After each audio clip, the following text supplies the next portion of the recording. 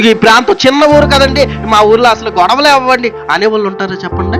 చిన్న ఊరేగా, అంతెందుకండి ఊరు దాకా అవసరం లేదండి. మా కుటుంబం, ఏ కుటుంబం చూసినా నలుగురే, మహా అయితే ఐదుగురు ఉన్న ఈ కుటుంబంలో సమస్యలు లేవు, గొడవలు లేవు, ఇబ్బందులు లేవు అనగలరా ఏ కుటుంబం అన్నా చెప్పండి?